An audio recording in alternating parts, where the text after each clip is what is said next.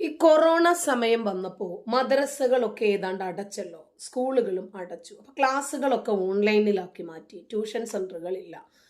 മദ്രസ അധ്യാപകർക്കാണെങ്കിൽ വീട്ടിൽ പോയി കുട്ടികളെ മതം പഠിപ്പിക്കാനും പറ്റാത്ത ഒരു സാഹചര്യം വന്നു. അപ്പോ ഓൺലൈൻ വഴി സ്കൂൾ കുട്ടികളുടെയൊക്കെ ഗ്രൂപ്പുകളിലേക്കൊക്കെ കയറി അവരുടെ നമ്പരൊക്കെ സംഘടിപ്പിച്ച് അങ്ങനെ തങ്ങളുടെ സെക്ഷുവൽ ഫ്രസ്ട്രേഷൻസ് ഒന്ന് ഇറക്കി വെക്കാൻ ഇവർ ശ്രമിക്കുകയാണ്. അങ്ങനെ ഓരോ ഉസ്താദുമാരുടെയും സ്കൂളുകളിലെ അറബിക് അധ്യാപകന്മാരുടെയും വീടുകൾക്ക് മുമ്പിൽ മുസ്ലിം സ്ത്രീകളും കുട്ടികളും ഇറങ്ങി നിന്ന് പ്ലക്കാർഡും പിടിച്ചു നിൽക്കുന്ന ഫോട്ടോസ് അന്ന് വൈറലായിരുന്നു. അതിനകത്ത് എഴുതിയിരുന്നത് എന്താണെന്നറിയാമോ? നമുക്ക് ചിന്തിക്കാൻ ഉതകുന്ന വാക്കുകളാണ്. എത്രയും പെട്ടെന്ന് മദ്രസകൾ തുറക്കൂ, അതല്ലെങ്കിൽ സ്വന്തം കുഞ്ഞുങ്ങൾ പ്രസവിക്കുമെന്ന്. എത്രയും പെട്ടെന്ന് മദ്രസകൾ തുറക്കൂ, അതല്ലെങ്കിൽ വീടുകളിലെ കുഞ്ഞുങ്ങൾ പീഡിപ്പിക്കപ്പെടും, അവർക്ക് സുരക്ഷിതത്വമില്ല. സ്വന്തം കുഞ്ഞുങ്ങളെ രക്ഷിച്ചിട്ട് ഇവന്മാരുടെ സുനയുടെ തരിപ്പ് തീർക്കാൻ മദ്രസകൾ തുറക്കാൻ, അതാകുമ്പോൾ ആരാന്റെ കുഞ്ഞുങ്ങളല്ലേ, കുഴപ്പമില്ല. പൊതുവെ മുസ്ലിം പുരോഹിതന്മാർ ചിന്തിക്കുന്നതിലും മുസ്ലിം സ്ത്രീകൾ ചിന്തിക്കുന്നതിലും കുട്ടികൾ ചിന്തിക്കുന്നതിലും വല്ല കുഴപ്പമുണ്ടോ?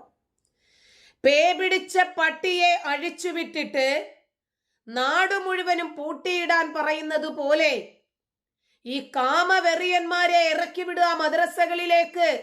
അതാകുമ്പോൾ വൈവിധ്യമാർന്ന പ്രായത്തിലുള്ള കുഞ്ഞുങ്ങളെ കിട്ടുമല്ലോ. അങ്ങനെ ഒരുത്തൻ സ്കൂളിലെ കുട്ടികളുടെയൊക്കെ ഫോൺ നമ്പറുകൾ കേന്ദ്രീകരിച്ച് അതൊക്കെ സ്വരൂപിച്ച് അവരെവിടെയാണ് ആ കുട്ടികളെയൊക്കെ ഒന്ന് നോക്കി വെച്ച്, ആ സമയത്ത് ഓൺലൈൻ വഴി ക്ലാസ്സിൽ കയറുന്നതിന് മുമ്പ് അധ്യാപകർ പറയും ആ ഫോണിൽ കുട്ടികളുടെ പ്രൊഫൈൽ ചിത്രം വെക്കണമെന്ന് പറയുമായിരുന്നു. കാരണം ഇന്ന കുട്ടിയാണ് ഓൺലൈനിൽ കയറിയത് എന്നൊന്ന് മനസ്സിലാക്കാൻ വേണ്ടിയിട്ട്. മറ്റത് നമ്മുടെ പേരൻസിന്റെ ഒക്കെ ചിത്രമായിരിക്കുമല്ലോ, പേരൻസിന്റെ മൊബൈൽ ഫോണുകളിലായിരിക്കുമല്ലോ കുട്ടികൾ കൂടുതലായിട്ട് കയറുക. അങ്ങനെ കുട്ടികളുടെ നമ്പറുകൾ സേവ് ചെയ്യുമ്പോൾ കുട്ടികളുടെ ചിത്രങ്ങൾ കിട്ടും. ഈ നമ്പർ സേവ് ചെയ്യുമ്പോൾ അങ്ങനെ കുട്ടികളെ മനസ്സിലാക്കി എത്രാം സ്റ്റാൻഡേർഡ് ആണ് എന്ന് മനസ്സിലാക്കി മദ്രസ അധ്യാപകൻ ബയോളജി പഠിപ്പിക്കുന്ന ഒരു വീഡിയോ നിങ്ങൾ കണ്ടിരുന്നോ? ഒരു വോയിസ്. കുട്ടിയുടെ വീക്ക് പോയിന്റ് എന്താണെന്ന് മനസ്സിലാക്കുക. മോൾക്ക് ഏത് ക്ലാസ് ആണ് കുറച്ച് വീക്ക് ആയിട്ടുള്ളത്? മാത്സ് ആണ്. ശരി, എന്നാൽ നമുക്ക് ബയോളജി പഠിക്കാം. റൂമിനകത്ത് കയറിക്കോ, വാതിലടച്ചോ, തുണി ഉരിഞ്ഞോ, ഹെഡ്സെറ്റ് ചെവിയിൽ വെച്ചോ, മറ്റാരും ഇതൊന്നും കേൾക്കുന്നില്ല എന്ന് ഉറപ്പ് വരുത്തിക്കോ. എന്നാ പിന്നെ നമുക്ക് ഹലാൽ ബയോളജി ക്ലാസ് തുടങ്ങാമെന്ന് പറഞ്ഞിട്ടൊരു കാമഭ്രാന്തൻ 9ാം ക്ലാസ്സിൽ പഠിക്കുന്ന വാണിയമ്പലം സ്കൂളിലെ കുട്ടിയെ പഠിപ്പിക്കാൻ ശ്രമിക്കുന്നു. ബയോളജി ക്ലാസ് ശ്രമിക്കുന്നതിനിടയിൽ കുട്ടിക്ക് എന്തോ ഒരു സംശയം തോന്നി. കുട്ടി ഈ ഫോൺ കൊണ്ടുപോയി പേരന്റിന്റെ കയ്യിൽ കൊടുക്കുകയാണ്. അപ്പോൾ ഉസ്താദ് പഠിപ്പിക്കുന്ന ബയോളജി ക്ലാസ്സിൽ ഞാൻ നിങ്ങളുടെ കൂടി ശ്രദ്ധ തിരിക്കുവാണ്. ഒന്ന് കേട്ടേക്കാം. ഹലോ ഹലോ, ഞാന് സ്കൂളിൽ നിന്ന് മാഷാണ് വിളിക്കുന്നത് കേട്ടോ.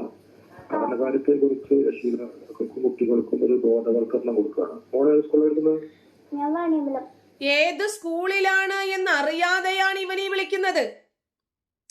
ഇപ്പോ ഒരു കുട്ടിയെ ഒരു അധ്യാപകൻ വിളിക്കുമ്പോൾ അത് ഏത് സ്കൂളിലെ കുട്ടിയാണ്, എത്രാം സ്റ്റാൻഡേർഡിൽ പഠിക്കുന്ന കുട്ടിയാണ് എന്ന് അറിയണമല്ലോ. ഏതെങ്കിലും കുട്ടികൾക്ക് ക്ലാസ് കൊടുക്കാൻ വേണ്ടിട്ടാ? അപ്പോൾ പഠന മികവിനെ കുറിച്ച് അറിയാനും പഠന വൈകല്യങ്ങൾ എന്താണ് എന്ന് അപ്ഡേറ്റ് ചെയ്യാനും വേണ്ടി വിളിക്കുന്ന ഇവൻ ചോദിക്കുന്നത് മോൾ ഏത് സ്കൂളിലാണ് പഠിക്കുന്നത് എന്നാണ്. അതിൽ നിന്ന് തന്നെ ഇപ്പോഴത്തെ കുട്ടികളൊക്കെ വളരെ ക്ലവർ ആയിട്ടുള്ള കുട്ടികളാണ്. അവർക്ക് കാര്യങ്ങൾ മനസ്സിലായി. നോക്കിക്കോ, അവന്റെ ഹണോ അതിൽ തന്നെയുണ്ട് അവന്റെ മദ്രസ ബുദ്ധി. കേട്ടോ. ഹലോ, ഞാന് സ്കൂളിൽ നിന്ന് മാഷാണ് വിളിക്കുന്നത് കേട്ടോ. പഠനകാര്യത്തെ കുറിച്ച് രക്ഷിതാക്കൾക്കും കുട്ടികൾക്കും ഒരു ബോധവൽക്കരണം കൊടുക്കുകയാണ്. മോളെ സ്കൂളിൽ വിളിക്കുന്നത്? ഞാൻ വാണിയമ്പലം സ്കൂളിലാണ് വിളിക്കുന്നത്. ആദ്യം പറഞ്ഞത് എന്താണ്? ഞാൻ സ്കൂളിൽ നിന്നാണ് വിളിക്കുന്നത്. അപ്പോൾ ഏത് സ്കൂളാണ് എന്ന് അങ്ങോട്ട് ചോദിക്കാണ്. അപ്പോൾ നമ്മൾ മനസ്സിലാക്കണം, നമ്മൾ പഠിക്കുന്ന സ്കൂളിൽ നിന്നും ഒരു അധ്യാപകൻ നമ്മളെ വിളിക്കുമ്പോൾ നമ്മളുടെ ക്ലാസ് ആയിരിക്കും, അതല്ലെങ്കിൽ ക്ലാസ് ചാർജ് ഉള്ള അധ്യാപികയായിരിക്കുമല്ലോ. നമ്മളുടെ പേരും ഡീറ്റെയിലും ഒക്കെ സാറിനറിയാം. അപ്പോൾ തന്നെ നമ്മൾ ചോദിക്കണം, സ്കൂളിൽ നിന്നാണ് വിളിക്കുന്നതെങ്കിൽ നിങ്ങൾ ഏത് കുട്ടിയെയാണ് വിളിച്ചത്? ആ കുട്ടിയുടെ പേരും സ്കൂളും നിങ്ങൾക്ക് അറിയില്ലേ എന്നല്ലേ ചോദിക്കേണ്ടത്? അപ്പൊ കുട്ടികൾക്ക് അത്രമാത്രം ഗ്രാഹ്യം ഉണ്ടാകില്ല. ഞാൻ ഇനി വരുന്ന കോളിനെ അറ്റൻഡ് ചെയ്യേണ്ടുന്ന രീതി പറഞ്ഞതാ. നമുക്ക് നോക്കാം. ഹലോ, ഞാന് സ്കൂളിൽ നിന്ന് മാഷാണ് വിളിക്കുന്നത് കേട്ടോ. പഠനകാര്യത്തെ കുറിച്ച് രക്ഷിതാക്കൾക്കും കുട്ടികൾക്കും ഒരു ബോധവൽക്കരണം കൊടുക്കുകയാണ്. മോളെ സ്കൂളിൽ എടുക്കുന്നത്?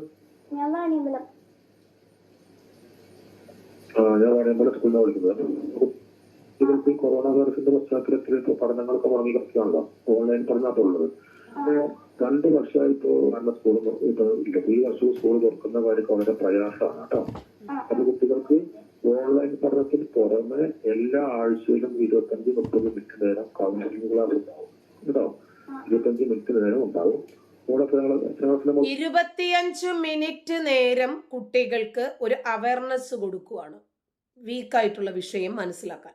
ബാക്കി ശ്രദ്ധിച്ചോ. അപ്പോ ഈ കുട്ടി ഏത് ക്ലാസ്സിലാണ് എന്ന് ഇയാൾക്ക് അറിയില്ല, ഏത് സ്കൂളിലാണ് പഠിക്കുന്നത് എന്നറിയില്ല.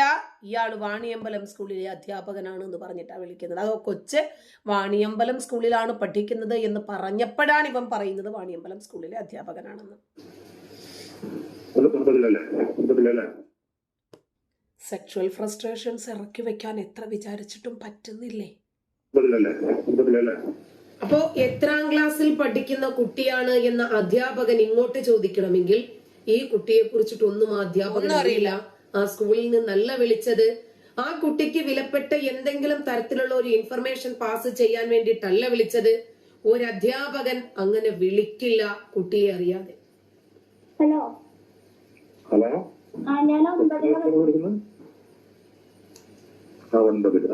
അപ്പോ 8 മുതൽ 10 വരെയുള്ള കുട്ടികൾക്ക് ഇതുപോലെ ക്ലാസ് ഉണ്ടാവും കേട്ടോ.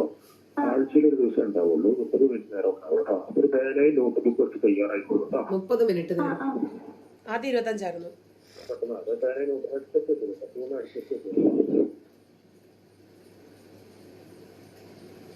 Hello,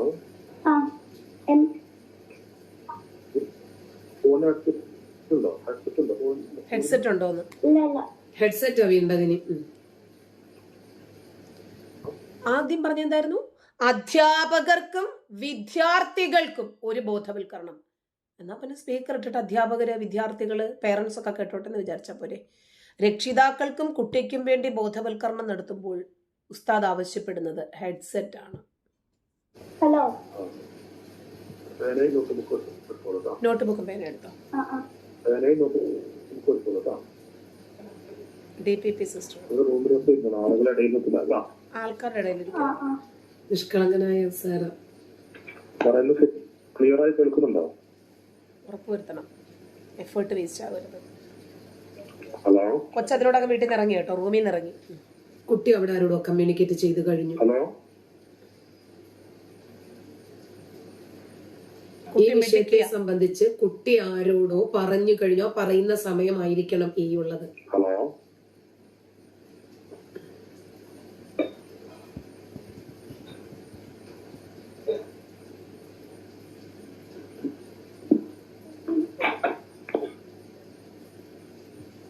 hello, തയ്യാറായോ?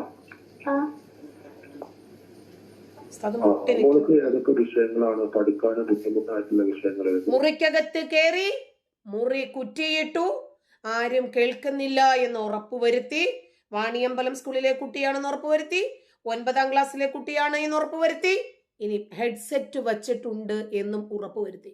ഇനി ചോദിക്കാൻ പോകുന്നത് ഏതു വിഷയമാണ് മോൾക്ക് ബുദ്ധിമുട്ട് എന്നതാണ്. ഓക്കെ, അയാളുടെ ഒരു ആത്മാർത്ഥത. ഓരോ കുട്ടിയെ വീതം വിളിച്ച് അവർക്ക് ബുദ്ധിമുട്ടുള്ള വിഷയങ്ങൾ 30 മിനിറ്റ് വീതം ക്ലാസ് എടുക്കാൻ. എന്തല്ലേ. എനിക്ക് ഹിന്ദി, ഇംഗ്ലീഷ്, മാത്സ്,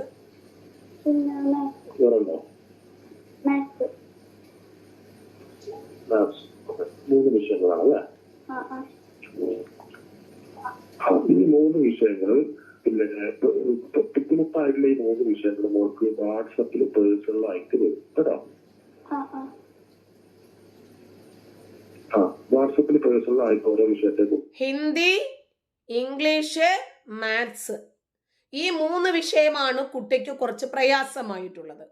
ഈ 3 വിഷയങ്ങളെ കുറിച്ചും ഓൺലൈൻ വഴി, വാട്സാപ്പ് വഴി പ്രത്യേകമായിട്ട് പേഴ്സണൽ ക്ലാസ് മോൾക്ക് കിട്ടും കേട്ടോ. ശരി, പിന്നെ കമ്മ്യൂണിക്കേറ്റ് ചെയ്ത് ക്ലിയർ ആയിട്ടുള്ളൂ കേട്ടോ. അതിന്റെ ഡേറ്റ് പിന്നെ അറിയിക്കും. പിന്നെ വാട്സപ്പിൽ ചെയ്യേണ്ട കാര്യം മോള് പിന്നെ ഈ വാട്സപ്പിൽ പ്രൊഫൈൽ ഫോട്ടോ ഉണ്ടല്ലോ, അത് മോളെ ഫോട്ടോ പിന്നെ വെക്കാൻ ശ്രമിക്കണം കേട്ടോ. തിരിച്ചറിയാനാണ്. അപ്പൊ ഒരുപാട് കുട്ടികളുണ്ടാകുമ്പോ പിന്നെ മോളെ അറിയാൻ വേണ്ടിയിട്ടാണ് കേട്ടോ. ഓരോ കുട്ടിക്ക് വീതം 30 മിനിറ്റ് ഇങ്ങനെ മുറി അടച്ചിട്ടിട്ട് ഇയർഫോൺ വെച്ചിട്ട് ക്ലാസ് കൊടുക്കണ്ടേ? പിന്നെ അതിൽ പ്രൊഫൈൽ ഫോട്ടോ ഉണ്ടാവും, മോളെ ഫോട്ടോ ആണോ? ആത്മാർത്ഥതയാ. ഇപ്പൊ ഈ നമ്പറിൽ വാട്സപ്പിൽ മോളെ ഫോട്ടോ ആണോ ഉള്ളത്? ഒരു ഓക്കെ ഓക്കെ ഓക്കെ ഓക്കെ മോളെ ഫോട്ടോ ആണോ? ഓക്കെ, അപ്പൊ അത് മതി, മാറ്റണ്ട കേട്ടോ. ട്വിസ്റ്റ് ഉണ്ട്. ആ വിഷയത്തിലോട്ട് കിടക്കാം. അപ്പൊ ടഫായിട്ടുള്ള വിഷയങ്ങൾ പുലർച്ചെ നേരത്തെ എണീറ്റിരുന്ന് വായിക്കാം. ഓക്കെ, മോള് എവിടെ നിന്നിട്ട് സംസാരിക്കുന്നത്? ഞാൻ റൂമിൽ വാതിലടച്ച് കിടക്കണം കേട്ടോ. ഈ ബഹളങ്ങൾ കേൾക്കുമ്പോഴേ വാതിലടച്ച് കിടക്കണമെന്ന്. ഇംഗ്ലീഷും ഹിന്ദിയും മാത്സും 3 വിഷയമാണ് വീക്കായിട്ടുള്ളത്. പക്ഷേ ഉസ്താദ് പഠിപ്പിക്കാൻ പോകുന്ന വിഷയം വേറെയാണ്. ശ്രദ്ധിക്കുക. പുലർച്ചെ നേരത്തെ എണീറ്റിരുന്ന് വായിക്കാം. ഓക്കെ, മോള് എവിടെ നിന്നിട്ട് സംസാരിക്കുന്നത്? ഞാൻ റൂമിൽ വാതിലടച്ച് കേൾക്കണം കേട്ടോ. ഈ ബഹളങ്ങൾ കേൾക്കുമ്പോഴേ ഒന്നും മനസ്സിലാവില്ല കേട്ടോ. വാതിലടച്ച് മോളെ എവിടെ നിന്നിട്ട് പറയൂ. എവിടെ ഉള്ളത്? വാതിലടച്ചോ? വാതിലടച്ചോ? കിട്ടുള്ളൂ കേട്ടോ. എവിടെ ഉള്ളത്? വാതിലടച്ച് കേൾക്കണം കേട്ടോ. വാതിലടച്ച് കിടക്കണം. ഒന്നും മനസ്സിലാവില്ല കേട്ടോ. മോളെ എവിടെ നിന്നിട്ട് സംസാരിക്കുന്നത് പറയൂ. എവിടെ ഉള്ളത്? വാതിലടച്ച് കേൾക്കണം കേട്ടോ. ഈ ബഹളങ്ങൾ കേൾക്കുമ്പോഴേ ഒന്നും മനസ്സിലാവില്ല കേട്ടോ. മോളെ എവിടെ നിന്നിട്ട് സംസാരിക്കുന്നത് പറയൂ. എവിടെ ഉള്ളത്? വാതിലടച്ചോ? വാതിലടച്ചോ? കിട്ടുള്ളൂ കേട്ടോ. പിന്നെ പ്രത്യേകം പറയാനുള്ളത് മോൾക്ക് പിന്നെ ഈ കുട്ടികൾക്ക് ഇപ്പോ പിന്നെ 8, 9, 10 പഠിക്കുന്ന കുട്ടികൾക്ക് സ്വന്തമായിട്ട് ഫോണ് വേണം പഠിക്കാൻ. സ്വന്തമായിട്ട് ഫോണില്ലെങ്കിൽ പഠന നിലവാരം കുറയും. മോൾക്ക് സ്വന്തമായിട്ട് ഫോണുണ്ടോ? ഉമ്മാന്റെ കുഴപ്പമില്ല. അപ്പൊ ഉമ്മാന്റെ ഫോണ് കുഴപ്പമില്ല. അങ്ങനെ ഉപയോഗിക്കില്ലല്ലോ. അതായത് പഠിക്കാനുള്ള പിന്നെ കാര്യങ്ങൾക്ക് കിട്ടണം. അങ്ങനെ കിട്ടാറുണ്ട് അല്ലേ? ഉപ്പാക്ക് എന്താണ് ജോലി? സാമ്പത്തികമായിട്ട് പിന്നോക്കം നിൽക്കുന്ന കുട്ടികൾക്ക്, ഫോണില്ലാത്ത കുട്ടികൾക്ക് ഫോൺ കൊടുക്കുന്നുണ്ട്, അതാണ് പറയുന്നത് കേട്ടോ.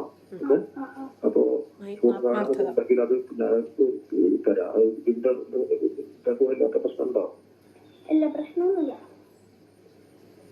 ഓക്കെ, അപ്പൊ അത് മറ്റുള്ള കുട്ടികൾക്ക് കൊടുക്കാം കേട്ടോ. ക്ലാസ് കേട്ടോ കേട്ടോ. അപ്പൊ നമ്മൾ ചെയ്യേണ്ടത് പിന്നെ ഇന്നത്തെ വിഷയം ശാരീരികമായിട്ടും മാനസികമായിട്ടും കുട്ടികൾ തയ്യാറാകണം. ശാരീരികമായിട്ടും നമസ്തേ. യൂട്യൂബിൽ നിന്ന് ഡയറക്റ്റ് ആയിട്ട് എടുത്തത് പരസ്യം വന്നതാണ്. ഓക്കെ, അപ്പൊ അത് മറ്റുള്ള കുട്ടികൾക്ക് കൊടുക്കാം കേട്ടോ. ക്ലാസ് കേട്ടോ കേട്ടോ. അപ്പൊ നമ്മൾ ചെയ്യേണ്ടത് പിന്നെ ഇന്നത്തെ വിഷയം ശാരീരികമായിട്ടും മാനസികമായിട്ടും കുട്ടികൾ തയ്യാറാകണം. അപ്പൊ എന്താണ് ശാരീരികമായിട്ടും മാനസികമായി തയ്യാറാവുക, അതാണ് ഇന്നത്തെ വിഷയം. മോളെ പേരെന്താണ്? ബുദ്ധിയുണ്ട് കുട്ടിക്ക്. കുട്ടി പേര് പറയുന്നില്ല. മോളെ പേരെന്താണ്? ഇങ്ങേര് വിളവ് പഠിച്ച സ്കൂളിലെ ഹെഡ് മിസ്ട്രസ് ആണ് കുട്ടി. ഹലോ, ശ്രദ്ധിച്ചോ? സാറ് പറഞ്ഞു നിങ്ങൾ ഒറ്റയ്ക്ക് പോകണം. അല്ല, ഈ ഫോൺ കോൾ വിളിച്ചവൻ സാറൊന്നും ആയിരിക്കില്ല. അപ്പൊ അയാള് പറഞ്ഞു നിങ്ങൾ ഒറ്റയ്ക്ക്. ശരി, റൂമിൽ കയറണം. കയറി. വാതിലടയ്ക്കണം. അടച്ചു. ആ സമയം കൊണ്ട് ആ കുട്ടി അറിയിക്കേണ്ടവരെ കാര്യങ്ങൾ അറിയിച്ചു. ഇടപെടേണ്ടുന്ന സമയമായപ്പോൾ കൃത്യമായി കുട്ടി ഫോൺ പാസ് ചെയ്തു. ആള് വന്നു. ഹലോ, അതാരോ അത് വിളിക്കണേ? വാണിയമ്പലം സ്കൂളിൽ നിന്നാണ്. സ്കൂളിൽ വാണിയമ്പലം സ്കൂളിൽ നിന്നാണ് വിളിക്കുന്നത്. പഠനകാഴ്ച രക്ഷിതാക്കൾക്ക് കുട്ടികൾക്ക് ഒരു ഈ നമ്പറാണ് കൊടുത്തത്. അതിന്റെ ഭാഗമായിട്ട് അതിന് ഓള് വീട്ടിലല്ല, ഓളിപ്പോ അങ്ങോട്ട് വരുന്നതാണ്. വീട്ടിലല്ല. ഈ വീട്ടിലെ കുട്ടി അല്ല ഇത്. അതാണ് ഞാൻ തുടക്കം മുതൽ ഒരു ട്വിസ്റ്റ് ഉണ്ട് എന്ന് പറഞ്ഞത്. ഈ വീട്ടിലെ കുട്ടിയുമല്ല ഇത്, ഈ കുട്ടിയുടെ ഉമ്മയുടെ ഫോണുമല്ല ഇത്. കുട്ടി വീട്ടില് ഗസ്റ്റ് ആയിട്ട് വന്നതാണ്, റിലേറ്റീവിന്റെ വീടാ.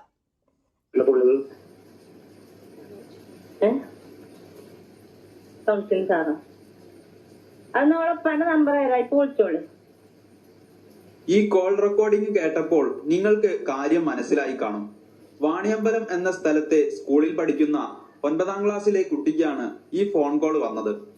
എന്തോ ഭാഗ്യത്തിന് മാഷാണ് എന്ന് പറഞ്ഞ് ഇയാൾ ഓൺലൈൻ പഠനത്തിന്റെ രീതികൾ അങ്ങനെ പോകുന്നു. അപ്പോൾ ഈ ഫോണില് ഒരിക്കലും വിളിച്ച കക്ഷി പ്രതീക്ഷിക്കാത്ത രൂപത്തിലുള്ള ഈ കുട്ടി പേരൻസിനെ അറിയിക്കരുത് എന്ന് ഇയാള് പറഞ്ഞു, മുറി അടച്ചു കുറ്റിയിടണമെന്ന് പറഞ്ഞു, ഒരുമിച്ചിരുന്നത് കേൾക്കരുത് എന്ന് പറഞ്ഞു. ഇതൊക്കെ കേട്ടു എന്ന വ്യാജേന കുട്ടി മുതിർന്നവരെ പിടിച്ചിരുത്തി ഫോണിൽ സ്പീക്കർ ഇട്ടിട്ടാണ് കേട്ടുകൊണ്ടിരുന്നത്. അപ്പോൾ ശാരീരികമായിട്ട് നമ്മൾ തയ്യാറെടുക്കാൻ റൂം അടച്ചു കുറ്റിയിട്ട് കിടക്കണം എന്നതുവരെ എത്തി. എന്നാ പിന്നെ മോളെ നമുക്ക് ശാരീരികമായി ചില തയ്യാറെടുപ്പുകൾ നടത്തിയാലോ എന്ന് ചോദിച്ചപ്പോൾ ആ വിഷയത്തിൽ എക്സ്പേർട്ട് ആയിട്ടുള്ള ഉമ്മ വന്നു. ഉമ്മയല്ല, കുട്ടിയുടെ ഒരു ബന്ധു വന്നു. ശരി എന്നാ സാറ് പറയൂ, നമുക്ക് ശാരീരികമായിട്ടൊരു തയ്യാറെടുപ്പുകളൊക്കെ അങ്ങ് ആയേക്കാം. പിന്നീട് അവൻ ഫോണും കട്ട് ചെയ്ത് ഓടി. അവരിത് റെക്കോർഡ് ചെയ്ത് പോലീസ് സ്റ്റേഷനിൽ കൊടുത്തത് കൊണ്ട് മാത്രമാണ് ഈ വാർത്ത പുറം ലോകം അറിഞ്ഞത്. ഉസ്താദുമാരാകുന്ന ഇവന്മാരെയൊക്കെ എന്ത് ചെയ്യണം? ചില ഉസ്താദുമാര് നീട്ടിയും വളച്ചും കുറുക്കിയും ഒക്കെ സെക്സ് പറയുന്നത് കേട്ടിട്ടില്ലേ? എന്തിനാ? ഇത് ഇവർക്കൊരു സുഖമാ. ദൃശ്യം സുഖം, സ്പർശനം സുഖം, ചിലർക്കിത് കാണുന്നതൊരു സുഖം, ചിലർക്കിത് പറഞ്ഞു സുഖിക്കുന്നതൊരു ലഹരി. ആ ചെറിയ പ്രായത്തിൽ അറ്റമെടുക്കുമ്പോൾ ഒരല്പം കൂടി കയറ്റിയെടുത്താൽ തീരാവുന്ന വിഷയമേ ഇതുള്ളൂ. നന്ദി.